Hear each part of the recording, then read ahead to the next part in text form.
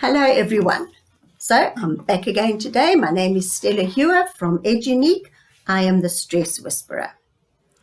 I thought today I'd talk to you about the difficult emotions we are having and how living in daytight compartments might help a lot of us in coping with COVID-19. I must admit that I had a bit of a dip in my emotions the last 2 days. Something made me sad, and I took a bit of a dip and I really felt iffy, like sad sack. So I didn't even feel like doing a video yesterday. Anyway, I'm glad to say that today I'm feeling much better, and I made sure I got up early enough to do a 15-minute exercise program before I started my day. Yesterday I got as far as putting on my gym clothes, and that's as far as I got, and felt iffy and didn't accomplish very much.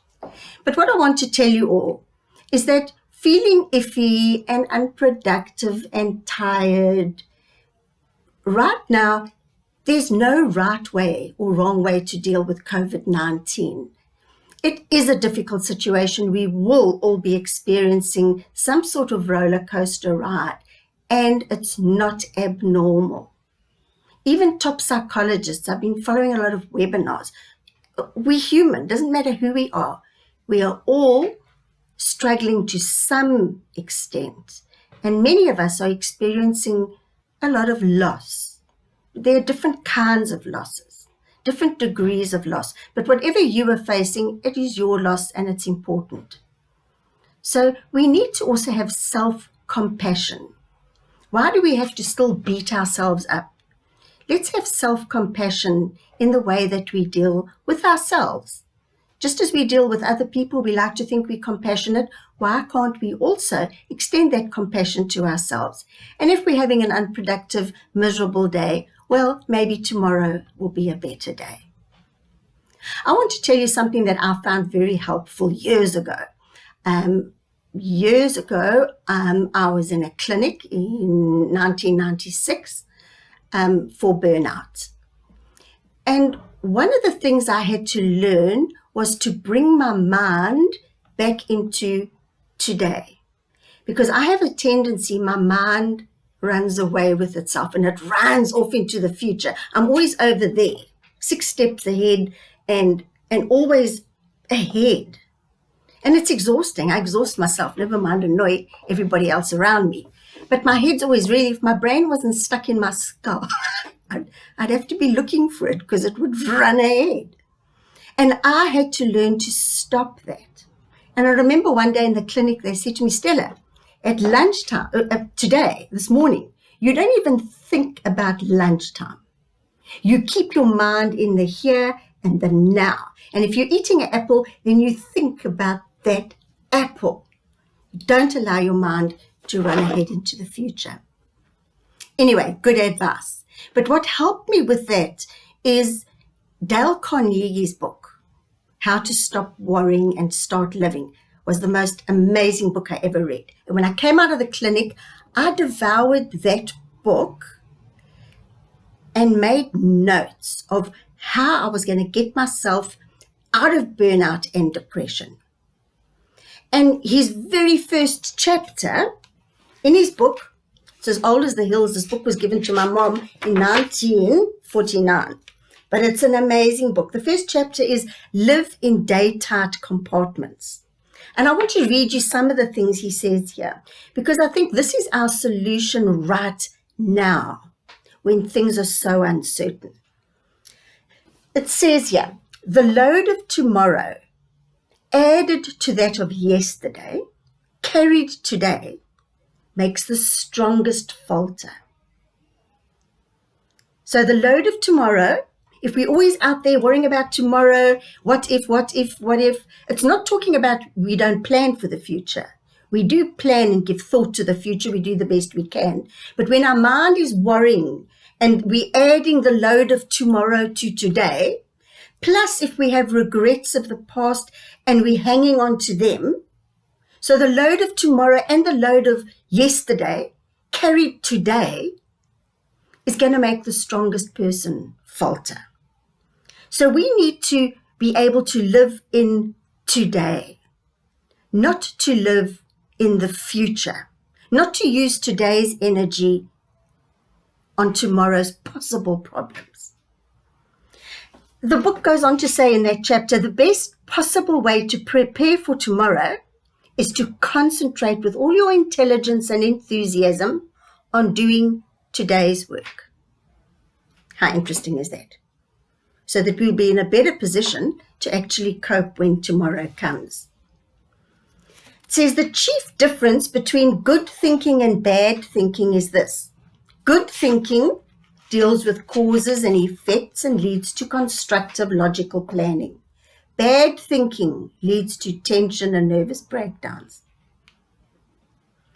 So we need to focus our energy and our thoughts on what we can control. Now this book, this is the highlight of this particular book. It says we need to think of our life as an hourglass. You know, the hourglass that sand goes through while you boil an egg. It has a narrow neck. This is what it says. I want you to think of your life as an hourglass. You know that there are thousands of grains of sand in the top of the hourglass, and they all pass slowly and evenly through the narrow neck in the middle. Nothing you or I could do would make more than 1 grain of sand pass through this narrow neck without impairing the hourglass. You and I and everyone else are like this hourglass. When we start in the morning, there are hundreds of tasks which we feel we must accomplish that day. But if we do not take them one at a time and let them pass through the day slowly and evenly, as do the grains of sand passing through the narrow neck of the hourglass, then we are bound to break our own physical or mental structure. I found that extremely helpful, and it certainly helped me. As I said, my mind has a tendency to always be running ahead. So I've learned to bring my mind more into today. So it is something one can change and notice, because I know that I have that tendency. So it's something that I manage to bring my mind back and to stop multitasking and trying to do 1,000 things in one day. In fact, I remember the psychologist telling me at the time, because I'll always add to my day, she said to me, Stella, you make a list for what you're going to do tomorrow. And when you finish that list, you do nothing. You don't add to that list. Because my tendency is, if my list runs out by 4 o'clock, well, I've still got a couple of hours. Let's add to it. I need to do this. Or what, someone else has got this need. I need to do that. What if I do this? And we judge ourselves by our productivity. And we become human doings and not human beings. So I learned the hard way by exhausting myself, trying to meet unrealistic expectations and allowing my mind to run into the future. Now, if we think about this with COVID-19, none of us know what the future actually holds. This virus has turned the world on its head, and there's so much that we don't know. But the biggest thing is, if we can try to cope with today, if we can try to live in daytight compartments, if there are things that you can do to logically and constructively attend to any future what-ifs, but the point is to worry about it is using emotional energy, which will deplete us to face tomorrow's tasks. So we need to live in daytight compartments. I found that so helpful. And listen to this last thought. It says, anyone can carry his burden, however hard, until nightfall. Now that is so helpful. If we think, when one's going through depression, it can be so painful that sometimes you have to take the day minute by minute, or you only think in terms of getting to the next hour or half an hour. You have to chunk your time. And with grief, the same principle. Things can be so hard that you actually have to chunk your day into certain bits. But living only for today, it says everyone anyone can carry his burden, however hard, until nightfall. So whatever we're going through, just know all I have to do is get through the day until I go to bed tonight.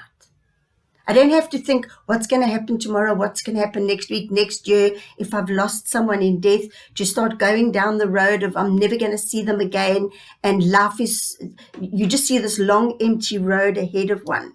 We can be making today even harder, but no matter what our situation is, if we strive to carry our load until tonight, tomorrow we worry about the load again. But right now, all I have to do is carry this load today until tonight. So I hope that helps you. I think don't be fooled by all the people with happy sunshine faces all the time. I don't think it's humanly possible. I don't care who they are. I think that we are all going to have a roller coaster of emotions. So let's show self-compassion and compassion to others, but to ourselves too. If you find you're not being productive enough, remember, we are all in a hyper-arousal state with our nervous system. So this is exhausting in itself. And it's also, so many of us, including myself, are complaining about we're not sleeping very well at night. We either wake up very early or we battle to go off in the first place.